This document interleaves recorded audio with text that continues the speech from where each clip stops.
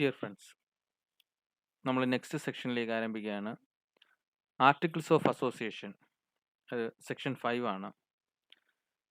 As per section 2 subsection 5, article means the articles of association of a company as originally framed or as altered from time to time or applied in pursuance of any previous company law or of this act.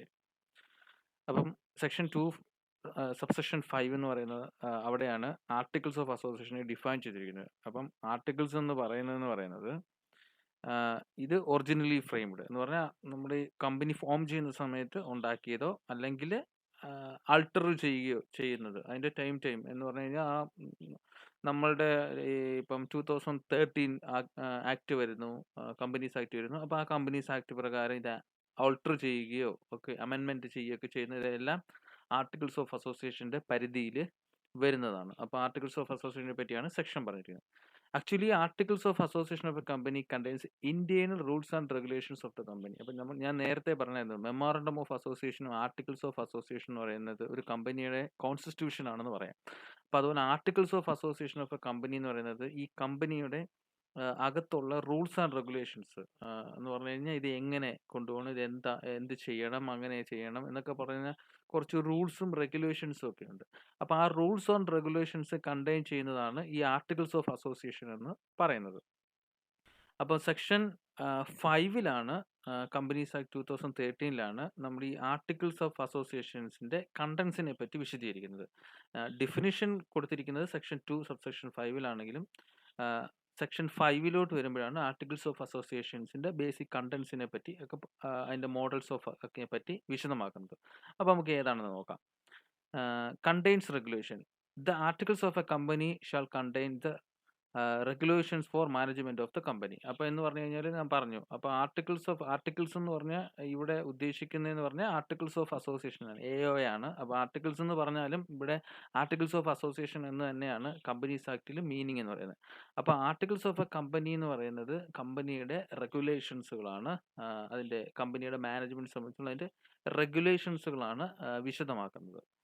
Inclusion of matters. The article shall also contain such matters as are prescribed under the rules. However, a company may also include such additional matter in its articles as may be considered necessary for its management. അപ്പം ഈ articles എന്ന് പറയുന്നത് ഈ കമ്പനിയുടെ റൂൾസുകളാണ്. എന്നിരുന്നാൽ തന്നെയും ഇതിൻ്റെ additional matters, കുറച്ച് അഡീഷണൽ മാറ്റേഴ്സ് ഇൻക്ലൂഡ് ചെയ്യാം ഈ കമ്പനിയുടെ മാനേജ്മെൻറ്റ് നെസസറി ആണെങ്കിൽ തന്നെ. എന്നിരുന്നാൽ തന്നെയും ഈ നമ്മൾ നേരത്തെ കുറച്ച് ഫോംസ് പറഞ്ഞായിരുന്നല്ലോ, F തൊട്ട് ഇങ്ങോട്ടുള്ളതൊക്കെ ആർട്ടിക്കിൾസ് ഓഫ് അസോസിയേഷൻ്റെ. അപ്പോൾ അതിനകത്ത് എന്തൊക്കെയാണോ കണ്ടെയ്ൻ ചെയ്യുന്നത് അതെല്ലാം ഇവിടെ എന്താ പറയുന്നത് ബാധകമാണ്. അതായിരിക്കും ഇവിടെ പെർസ്യൂം ചെയ്യുന്നത്. ഓക്കെ, അപ്പം ഇവിടെ റൂളുകൾ ഉണ്ടായാൽ തന്നെയും എന്താണോ ആ നമ്മുടെ ഫോംസിൽ പറഞ്ഞിരിക്കുന്ന റൂൾസുകൾ അതായിരിക്കും പ്രിവൈൽ ചെയ്യുന്നത്. അപ്പോൾ ആ ലോ ആയിരിക്കും ആപ്ലിക്കബിൾ എന്ന് പറയുന്നത്. സോ ഇവിടെ ആർട്ടിക്കിൾസ് ഓഫ് അസോസിയേഷൻ എന്ന് പറഞ്ഞാൽ നമുക്ക് പറയാം, അതെന്ന് പറഞ്ഞാൽ ഇറ്റ്സ് ബേസ്ഡ് ഓൺ മെമ്മോറണ്ടം അസോസിയേഷനും കൂടെ ചേർന്നിട്ടുള്ളതാണ് ഈ ആർട്ടിക്കിൾസ് ഓഫ് അസോസിയേഷൻ വരുന്നത്. മെമ്മോറണ്ടം ഓഫ് അസോസിയേഷൻ ഫോം ചെയ്യുന്നത് ഇതിൻ്റെ ആക്ട് പ്രകാരമാണ്. സോ അതെല്ലാം ഇടകലർന്ന് നിൽക്കുന്നവയാണ്. അടുത്തത് എൻറിച്ച്മെന്റ് എന്ന് പറയുന്നത് ഒരു ഇമ്പോർട്ടൻറ്റ് പോയിന്റ് ആണ്. എൻറിച്ച്മെന്റ് എന്ന് പറയുന്നത് usually an articles of association may be altered by passing special resolution, but entrenchment make it more difficult to change it. അപ്പം ഇതെന്താ വിശദമാക്കുന്നതെന്ന് പറഞ്ഞു കഴിഞ്ഞാൽ, എൻട്രൻച്ച്മെന്റ് എന്ന് പറഞ്ഞു കഴിഞ്ഞാൽ ഇപ്പം സാധാരണഗതിയിൽ നമ്മുടെ articles of association AOA alter ചെയ്യണമെന്നുണ്ടെന്നുണ്ടെങ്കിൽ എന്ത് ചെയ്യാം, ബൈ സ്പെഷ്യൽ റെസൊല്യൂഷൻ. അപ്പം സ്പെഷ്യൽ റെസൊല്യൂഷൻ പാസ് ചെയ്തതുകൊണ്ട് നമുക്ക് എന്ത് ചെയ്യാം, ആർട്ടിക്കിൾസ് അൾട്ടർ ചെയ്യാം. എന്നാൽ എൻട്രൻച്ച്മെന്റ് എന്ന് പറയുന്നത് it's more difficult to change its. അങ്ങനെ ചേഞ്ച് ചെയ്യുന്നതിന് ഡിഫിക്കൽട്ട് ആക്കി വെക്കുന്നതാണ് ഈ എൻട്രൻച്ച്മെന്റ് എന്ന് പറയുന്നത്.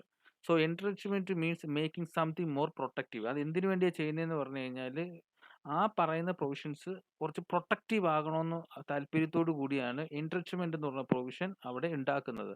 അപ്പം അങ്ങനെ വരുമ്പം സ്പെഷ്യൽ റെസൊല്യൂഷനോടുകൂടിയൊന്നും ഇതെന്ത് ചെയ്യാൻ പറ്റത്തില്ല, ഇത് അൾട്ടർ ചെയ്യാൻ പറ്റത്തില്ല. സോ അതാണ് എൻട്രൻച്ച്മെന്റ് എന്ന് ഉദ്ദേശിക്കുന്നത്. അതിൻ്റെ കുറച്ച് പോയിന്റ്സ് ഉണ്ട്. Contain provisions for enrichment. The articles may contain provisions for enrichment to the effect that a specified provision of the article may be altered only if conditions or procedures as that are more restrictive than those applicable in the case of special resolution are met or complied with. അപ്പോൾ അതിൽ പറഞ്ഞിരിക്കുന്നത് പറഞ്ഞു കഴിഞ്ഞാൽ ഇപ്പോൾ ഈ enrichment ഉള്ള ഇതാണെന്നുണ്ടെങ്കിൽ ആ position alter ചെയ്യണമെന്നുണ്ടെന്നുണ്ടെങ്കിൽ നമ്മൾ സാധാരണ രീതിയിലുള്ള സ്പെഷ്യൽ റെസൊല്യൂഷൻ പോരാ, അതിനൊരു കണ്ടീഷൻ വെച്ചിരിക്കും. ഫോർ എക്സാമ്പിൾ ഇപ്പോൾ ഒരു 95% വോട്ടിങ് എബോ 95% ഓർ എബോ കിട്ടിയെങ്കിൽ മാത്രമേ ഇത് ആൾട്ടറേഷൻ പറ്റത്തുള്ളൂ എന്നൊക്കെ പറഞ്ഞൊരു നിബന്ധന വെക്കും. സോ അങ്ങനെ വെക്കുമ്പോഴത്തേന് സ്പെഷ്യൽ റെസൊല്യൂഷൻ മാത്രം പോരാ, ബിയോണ്ട് 95% ആ കണ്ടീഷൻ അപ്ലൈ ചെയ്യുക, കമ്പൈൽ ചെയ്താൽ മാത്രമേ ഉള്ളൂ ഇത് ആൾട്ടർ ചെയ്യാൻ പറ്റത്തുള്ളൂ. സോ അങ്ങനെ ഒരു ഒരു ഒരു ഡിഫിക്കൽട്ടി ടു ചേഞ്ച് ഇറ്റ് കൊടുക്കുന്നതിനെയാണ്, അത് മീൻസ് നമ്മുടെ പ്രൊവിഷൻ സംതിങ് മോർ പ്രൊട്ടക്റ്റീവ് ആക്കാൻ വേണ്ടി ചെയ്യുന്നതാണ്. സോ അതിനെയാണ് ഈ എൻറിച്ച്മെന്റ് പ്രൊവിഷൻസ് കണ്ടെയ്ൻ ചെയ്യുന്നത്. ഇനി ഇതിനകത്ത് manner of inclusion of the enrichment provision, ഈ എൻറിച്ച്മെന്റ് ഓഫ് പ്രൊവിഷന് എങ്ങനെയാണ് ഇൻക്ലൂഡ് ചെയ്യുന്നതിന്റെ മാനർ എന്നാണ് പറയുന്നത്. The provision more enrichment shall only be made either on formation. അപ്പം ഒന്നുകിൽ ഈ എൻറിച്ച്മെന്റ് പ്രൊവിഷൻ എന്ന് പറയുന്നത് ഫോർമേഷന്റെ സമയത്ത് നമുക്ക് ഇൻക്ലൂഡ് ചെയ്യാം, അല്ലെങ്കിൽ ഓർ ബൈ ആൻ അമെൻമെന്റ് in the articles agreed by all the members of the company in the case of private company. അപ്പം ഒന്നുകിൽ കമ്പനി ഫോം ചെയ്യുന്ന സമയത്ത് ഈ എൻറിച്ച്മെന്റ് പ്രൊവിഷൻസ് ഇൻക്ലൂഡ് ചെയ്യാം, അതല്ല എന്നുണ്ടെന്നുണ്ടെങ്കിൽ കമ്പനി ഈ പ്രൈവറ്റ് കമ്പനിയുടെ കേസിലാണെന്നുണ്ടെങ്കിൽ കമ്പനിയുടെ എല്ലാ മെമ്പേഴ്സും, ഒരാൾ പോലും ഒഴിവാക്കാൻ പറ്റത്തില്ല, എല്ലാ മെമ്പേഴ്സും എഗ്രി ചെയ്ത് കഴിഞ്ഞാൽ ഈ പ്രൊവിഷൻസ് എന്താ ചെയ്യാം, ഇൻക്ലൂഡ് ചെയ്യാം, അങ്ങനെ അമെൻഡ് ചെയ്യാം ആർട്ടിക്കിൾസിൽ. And by the special resolution in case of public company. Public കമ്പനിയുടെ കേസിലാണെങ്കിൽ സ്പെഷ്യൽ റെസൊല്യൂഷൻ പാസ്സാക്കിക്കൊണ്ട് ഈ എൻറിച്ച്മെന്റ് പ്രൊവിഷൻ ഇൻക്ലൂഡ് ചെയ്യാം. പ്രൈവറ്റ് കമ്പനിയുടെ കേസിലാണെന്നുണ്ടെങ്കിൽ all the members of the company എന്തോ ചെയ്യണം, agreed by all the members. അതുപോലെ ഫോർമേഷൻ്റെ സമയത്ത് എയ്തർ ഓൺ ഫോർമേഷൻ. അപ്പോൾ 3 കേസ്, ഒന്നുകിൽ ഫോർമേഷൻ്റെ സമയത്ത്, അല്ലെങ്കിൽ പ്രൈവറ്റ് കമ്പനിയുടെ കേസിലാണെന്നുണ്ടെങ്കിൽ agreed by all the members, പിന്നെ പബ്ലിക് കമ്പനിയുടെ കേസിലാണെന്നുണ്ടെങ്കിൽ സ്പെഷ്യൽ റെസൊല്യൂഷൻ വെച്ച് ഈ എൻറിച്ച്മെന്റ് പ്രൊവിഷൻ ഇൻക്ലൂഡ് ചെയ്യാം. Notice to the registrar of the enrichment provision.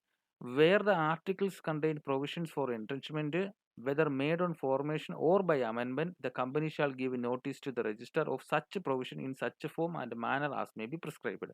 അപ്പോൾ എൻറിച്ച്മെന്റ് പ്രൊവിഷൻ ഇൻക്ലൂഡ് ചെയ്യുന്നുണ്ടെന്നുണ്ടെങ്കിൽ ഈ രജിസ്ട്രാർക്ക് എന്ത് ചെയ്യണം, നമ്മൾ നോട്ടീസ് നൽകണം, ഈ എൻറിച്ച്മെന്റ് പ്രൊവിഷൻസ് ഇതിനകത്ത് ഇൻക്ലൂഡ് ചെയ്തു എന്നുള്ളത്. അത് ഫോർമേഷൻ്റെ സമയത്താണെങ്കിൽ അന്നേരവും, അല്ലെന്നുണ്ടെങ്കിൽ പിന്നീട് അമെൻമെന്റ് ചെയ്യുവാണെന്നുണ്ടെങ്കിൽ അപ്പോഴും.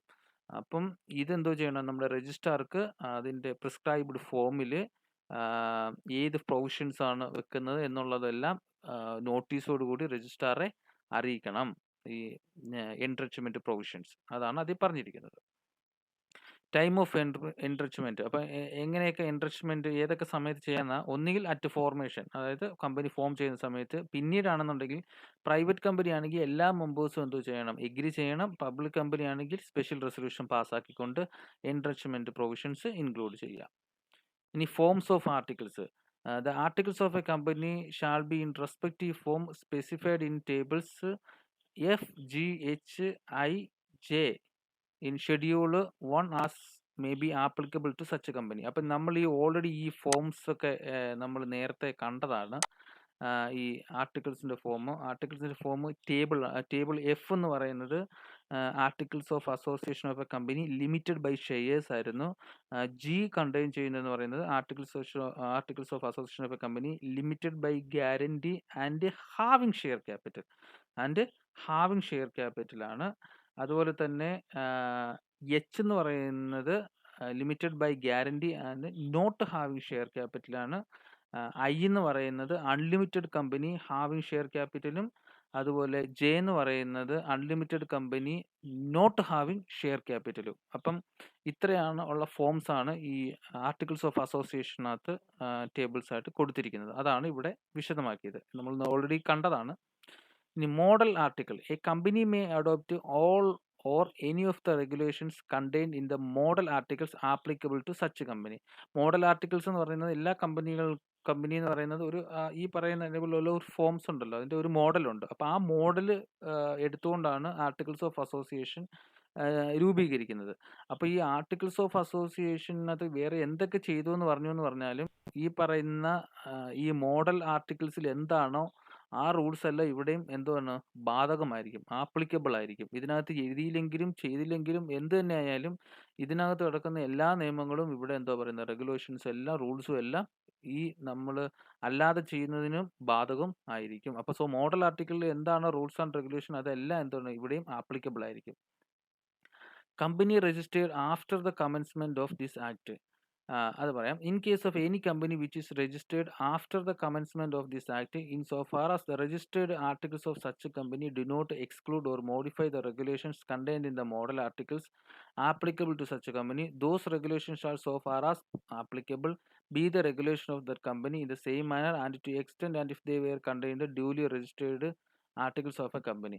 അപ്പം company registered after the commencement of this act ആണെന്നുണ്ടെന്നുണ്ടെങ്കിൽ ഇതിനകത്ത് എന്താണോ ഈ നിയമത്തിനകത്ത് എന്താണോ പറഞ്ഞിരിക്കുന്ന റൂൾസ് ആൻഡ് റെഗുലേഷൻസും എല്ലാം ഇത് ബാധകമായിരിക്കും. അതായത് നമ്മളുടെ കമൻസ്മെന്റ് ദിസ് ആക്ട് എന്ന് പറഞ്ഞാൽ ഉദ്ദേശിക്കുന്ന കമ്പനീസ് ആക്ട് 2013 ആണ്. അപ്പോൾ കമ്പനീസ് ആക്ട് 2013 ശേഷം കമ്പനി രജിസ്റ്റർ ചെയ്തതാണെന്നുണ്ടെങ്കിൽ അതിനകത്ത് വന്നിരിക്കുന്ന മോഡൽ ആർട്ടിക്കിൾസിൽ എന്താണോ റൂൾസ് ആൻഡ് റെഗുലേഷൻസ് എല്ലാം പറഞ്ഞിരിക്കുന്നത് അതെല്ലാം ഇവിടെ ആപ്ലിക്കബിൾ ആയിരിക്കും.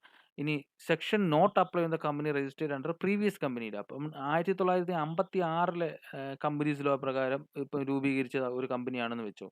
അപ്പോൾ ആ കമ്പനിക്കാണെന്നുണ്ടെന്നുണ്ടെങ്കിൽ ഈ 2013 കമ്പനിയിൽ വരുന്ന ഈ മോഡൽ ആർട്ടിക്കിൾസിൻ്റെ ഒന്നും ബാധകമായിരിക്കത്തില്ല.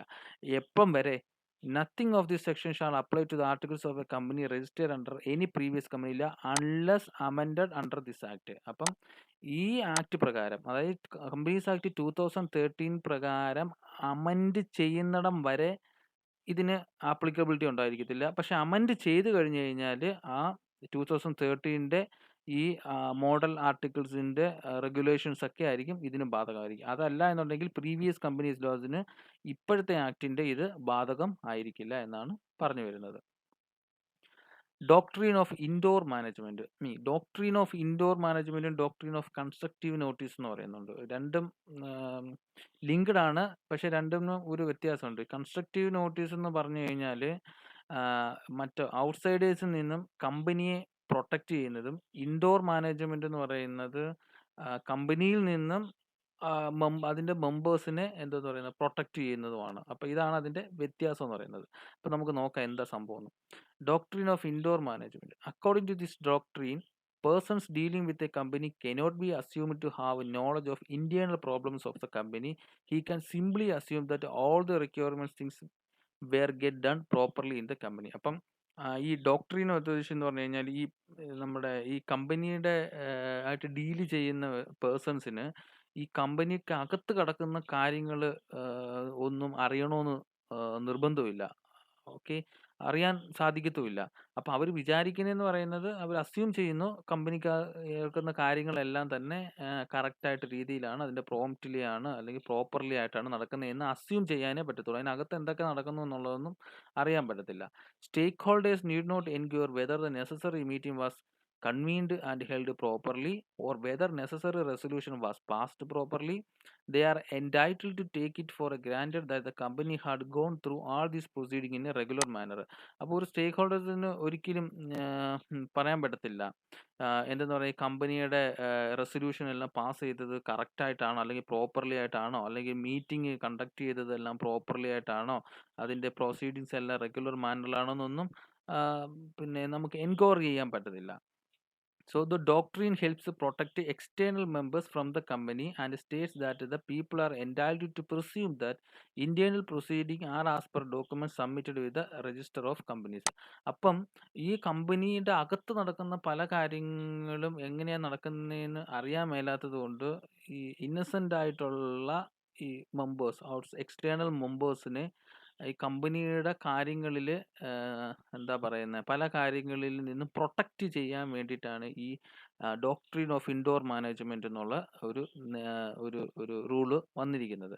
അപ്പം അങ്ങനെ വരുമ്പോൾ കമ്പനി എന്തെങ്കിലും ഒരു ആക്ടിവിറ്റീസ് കാണിച്ചു എന്ന് പറഞ്ഞാൽ തന്നെയും ഇവർക്ക് അതിനകത്ത് ബാധകമല്ലാതെ വരും. കാരണം അതിൻ്റെ ഒരു ഡോക്ട്രിൻ ഓഫ് ഇൻഡോർ മാനേജ്മെന്റിന്റെ ഒരു ഒരു ഒരു ഒരു എന്താ പറയുന്നത്, അതിൻ്റെ ഒരു ബെനിഫിറ്റ്സ് ഈ എക്സ്റ്റേണൽ മെമ്പേഴ്സിന് ഉണ്ടാകും. കാരണം അവർക്ക് ഇത് അവെയർ അല്ല, അവർക്ക് ഓൾറെഡി ഇതിനകത്ത് പ്രോപ്പറായിട്ട് നടക്കുമെന്ന് അസ്യൂം ചെയ്യാനേ സാധിക്കത്തുള്ളൂ. The doctrine of indoor management evolved around 150 years ago in the context of the doctrine of constructive notice. അത് ജസ്റ്റ് ഒരു നോട്ട്സ് ആണ്. 150 വർഷത്തിന് മുമ്പ് അതിന് ഡോക്ട്രിൻ ഓഫ് കൺസ്ട്രക്റ്റീവ് നോട്ടീസ് എന്നുള്ള ആ ഒരു കോണ്ടെക്സ്റ്റിൽ നിന്നാണ് ഇത് ഇവോൾവ് ചെയ്തേക്കുന്നത്. ഇതിനകത്ത് പറഞ്ഞിരിക്കുന്നതെന്ന് പറഞ്ഞു കഴിഞ്ഞാൽ, ഡോക്ട്രിൻ ഓഫ് കൺസ്ട്രക്റ്റീവ് നോട്ടീസ് എന്ന് പറയുന്നത് ഉദ്ദേശിക്കുന്നതെന്ന് പറയുന്നത് ഔട്ട്സൈഡേഴ്സിൽ നിന്ന് കമ്പനിയെ പ്രൊട്ടക്ട് ചെയ്യാനും. അപ്പോൾ ഇതിൻ്റെ ഡിഫറൻസ് ഇത്രയേ ഉള്ളൂ. Constructive notice, doctrine of constructive notice protects company against outside, company against, അതായത് ഔട്ട്സൈഡേഴ്സിൽ നിന്ന് കമ്പനിയെ പ്രൊട്ടക്ട് ചെയ്യാൻ വേണ്ടിയാണ് doctrine of constructive notice. Doctrine of indoor management എന്ന് പറയുന്നത് ഈ ഔട്ട്സൈഡേഴ്സിനെ കമ്പനിയുടെ ആക്ഷനിൽ നിന്ന് പ്രൊട്ടക്ട് ചെയ്യാൻ. അപ്പോൾ രണ്ട് കൺസ്ട്രക്റ്റീവ് നോട്ടീസും ഇതുപോലെ ഇൻഡോർ മാനേജ്മെന്റ് എന്ന് പറയുന്നത് രണ്ടെണ്ണമാണ്. അത് തിരിച്ചും മറിച്ചുമാണ് വായിക്കുന്നത്. ഒന്നെന്ന് പറയുന്നത് കൺസ്ട്രക്റ്റീവ് നോട്ടീസ് എന്ന് പറയുന്നത് ഔട്ട്സൈഡേഴ്സിൽ നിന്ന് അവരുടെ ആക്ഷനിൽ നിന്ന് കമ്പനിയെ പ്രൊട്ടക്ട് ചെയ്യാനുള്ളതും, അതുപോലെ തന്നെ ഇൻഡോർ മാനേജ്മെന്റ് എന്ന് പറയുന്നത് ഔട്ട്സൈഡേഴ്സിനെ കമ്പനിയുടെ ആക്ഷനിൽ നിന്ന് പ്രൊട്ടക്ട് ചെയ്യാൻ വേണ്ടിയിട്ടാണ്. ഓക്കെ, ഇനി basis of doctrine of indoor management. What happens internal to a company is not a matter of public knowledge, and outsiders can only presume to the intention of a company but not know the information he or she is not privy to. അപ്പം നമുക്ക് ഞാൻ പറഞ്ഞു, articles of അസോസിയേഷനും memorandum of association എന്ന് പറയുന്നത് ഒരു public document ആണ്. അപ്പം അത് ആർക്ക് വേണമെങ്കിലും എടുത്ത് വായിക്കാവുന്നത്. പക്ഷെ അത് വായിച്ചുകൊണ്ട് ഇതിനകത്ത് നടക്കുന്നത് എന്താണ്, പ്രോപ്പറായിട്ട് നടക്കുന്നതെന്ന് നമുക്ക് അറിയാൻ പറ്റത്തില്ല. അപ്പം അതൊരിക്കലും എന്താ പറയുന്നത്, വെളിയിലുള്ള ഒരാൾക്ക് അതിൻ്റെ ഇൻഫർമേഷൻ കിട്ടത്തില്ല. അപ്പം അവർക്ക് എന്തോ അസ്യൂം ചെയ്യാനേ പറ്റത്തുള്ളൂ, ഇതെല്ലാം കറക്റ്റായിട്ട് രീതിയിലാണ് നടക്കുന്നതെന്ന് അസ്യൂം ചെയ്യാനേ പറ്റത്തുള്ളൂ. അപ്പോൾ ഇന്റേണൽ മാറ്റർ എന്ന് പറയുന്നത് പബ്ലിക്കിന് ഒരിക്കലും അതിൻ്റെ അവയർനെസ് ഉണ്ടാകില്ല. If not for the doctrine, the company could escape creditors by denying the authority of official to act on its behalf.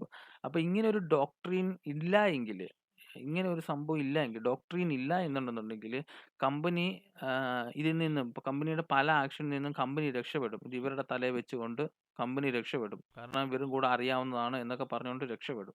So അതിൽ നിന്ന് ഔട്ട്സൈഡേഴ്സിനെ പ്രൊട്ടക്റ്റ് ചെയ്യാൻ വേണ്ടിയിട്ടാണ് ഈ പറയുന്ന doctrine of indoor management form ചെയ്തേക്കുന്നത്. എന്നാൽ തന്നെ ഇതിനകത്ത് കുറച്ച് എക്സംഷൻസ് ഉണ്ട്. എന്താണ് ആ എക്സംഷൻസ് എന്ന് നോക്കാം. Knowledge of irregularity. In case of these outsiders has actual knowledge of irregularity within the company, the benefit under the rule of indoor management would no longer be available. In fact, he shall maybe well be considered part of the irregularity. അപ്പം ഈ ഇറഗുലാരിറ്റിയെ പറ്റി ഒരു ഔട്ട്സൈഡർക്ക് knowledge ഉണ്ടായെന്ന് വെച്ചോ, എന്ന് പറഞ്ഞാൽ ഇതിനകത്ത് നടക്കുന്ന കാര്യങ്ങൾ പ്രോപ്പറായിട്ട് അറിഞ്ഞു എന്ന് വെച്ചോ. അങ്ങനെ അറിഞ്ഞു കഴിഞ്ഞു കഴിഞ്ഞാൽ ഈ പറയുന്ന ഡോക്ട്രീൻ ഓഫ് ഇൻഡോർ മാനേജ്മെന്റിന്റെ ഒരു ബെനിഫിറ്റ് എന്ന് പറയുന്നത് അവർക്ക് ഉണ്ടായിരിക്കത്തില്ല. കാരണം അവർക്ക് ഇറഗുലാരിറ്റിയെ പറ്റി നോളജ് ഓൾറെഡി ഉണ്ടായി. അപ്പം നോളജ് ഉണ്ടെങ്കിൽ അവർക്ക് എന്താ പറയുന്നത്, ഇതിന്റെ ബെനിഫിറ്റ് കിട്ടത്തില്ല. Negligence. If with a minimum of effort the irregularities within a company could be discovered, the benefit of the rule of indoor management would not apply. The protection of the rule is also not available in the circumstances company does not make a proper inquiry. അപ്പം നമുക്ക് ഒരു proper enquiry നടത്താൻ സാധിക്കുമായിരുന്നു. For example, ഇപ്പം articles of അസോസിയേഷനിൽ അതിൻ്റെ objects ക്ലാസ്സിൽ പറയുന്നു ഒരു ഷിപ്പ് ബിൽഡിങ് മാത്രമേ ചെയ്യാൻ പറ്റൂ, അതിനും വേണ്ടി മാത്രമേ ഫണ്ട് റേസ് ചെയ്യാൻ പറ്റൂ എന്നുള്ളതെന്ന് വെച്ചോ. പക്ഷേ കമ്പനി എന്ന് പറയുന്നത് ഒരു റിയൽ എസ്റ്റേറ്റിന് ഫണ്ട് റേസ് ചെയ്യാൻ വേണ്ടി വേറൊരാളുമായിട്ട് ഒരു കോൺട്രാക്റ്റിൽ ഏർപ്പെട്ടു എന്ന് വെച്ചോ. സോ ആർട്ടിക്കിൾസ് ഓഫ് അസോസിയേഷൻ എന്ന് പറയുന്നത് ഓൾറെഡി പബ്ലിക് ഡോക്യുമെന്റ് ആയിട്ട് കിടപ്പുണ്ട്. അതിൽ തന്നെ അതുപോലെ തന്നെ മെമ്മോറണ്ടം ഓഫ് അസോസിയേഷൻ കിടപ്പുണ്ട്. സോ മെമ്മോറണ്ടം ഓഫ് അസോസിയേഷനിലെ ഒബ്ജക്റ്റീവ് ക്ലോസിൽ ഓൾറെഡി പറയുന്നുണ്ട് ഇതിനകത്ത് ഫണ്ട് റേസ് ചെയ്യാൻ ഇതിന്റെ ഒബ്ജക്റ്റ് എന്താണെന്നും എല്ലാം ഉണ്ട്. സോ അങ്ങനെ വരുന്ന സമയത്ത് ഇതിൻ്റെ നെഗ്ലിജൻസ്, കാരണം ഇത് പ്രോപ്പറായിട്ട് ഇൻവെസ്റ്റിഗേറ്റ് അല്ലെങ്കിൽ എൻക്വയറി ചെയ്യാവുന്നതായിരുന്നു. സോ എൻക്വയറി ചെയ്തില്ല എന്നുണ്ടെന്നുണ്ടെങ്കിൽ അവർക്കൊരിക്കലും എന്താ പറയുന്നില്ല ഇതിൻ്റെ ബെനിഫിറ്റ് കിട്ടത്തില്ല. കാരണം അത് ബിയോണ്ട് ആണ് എന്നുള്ള, പിന്നീട് അതിന് ശേഷം കോൺട്രാക്റ്റ് തള്ളിപ്പോവുകയോ അത് ചെയ്യാതെ വരികയോ ചെയ്യുവാണെന്നുണ്ടെന്നുണ്ടെങ്കിൽ പിന്നീട് എന്താ പറയുന്നത് ആ ഇൻഡോർ മാനേജ്മെൻറ്റിൻ്റെ ബെനിഫിറ്റിനുള്ളിൽ വരില്ല. അതുപോലെ forgery. The rule does not apply where a person relies upon a document that turns out of a forged, since nothing can validate forgery. A company can never be held bound for forgeries committed by its officers എന്ന് പറയുന്നത്. അപ്പോൾ forgery എന്ന് പറയുന്ന സാധനങ്ങളും ഇതുപോലെ തന്നെയാണ്. ഈ പിന്നെ ഫോർജറി, അതായത് ഇതിനകത്ത് സിഗ്നേച്ചറുകളും അതുപോലെ ഈ വ്യാജരേഖ ചമയ്ക്കുക എന്നുള്ളതാണ് ഈ ഫോർജറി. അപ്പോൾ അങ്ങനെ ആ വ്യാജരേഖ ഒക്കെ ചമച്ചുകൊണ്ട് വരുവാണെന്നുണ്ടെങ്കിൽ അതിനെ ഒന്ന് പ്രോപ്പറായിട്ടൊന്ന് ഇൻവെസ്റ്റിഗേറ്റ് ചെയ്യാതിരിക്കുന്നത്. അപ്പോൾ അതൊക്കെ പ്രോപ്പറായിട്ട് ഇൻവെസ്റ്റിഗേറ്റ് ചെയ്യാൻ പറ്റുന്നതാണ്. സോ അങ്ങനെ പറ്റുന്നതാണെന്നുണ്ടെന്നുണ്ടെങ്കിൽ തീർച്ചയായിട്ടും അത് ചെയ്യേണ്ടുന്നതാണ്. അതൊരിക്കലും ഇതിൻ്റെ ബെനിഫിറ്റിൽ വരത്തില്ല. So doctrine of indoor management ഈ 3 കേസിലും, നോളജ് ഓഫ് ഇറഗുലാരിറ്റിയുടെ കേസിലാണെങ്കിൽ, നെഗ്ലിജൻസിൻ്റെ കേസിലായിരിക്കും, ഫോർജറിയുടെ കേസിലാണെന്നുണ്ടെങ്കിൽ പോലും ഇതൊരിക്കലും ഈ doctrine of indoor management benefit കിട്ടൂല. അത് എക്സംഷൻസ് ആണ്.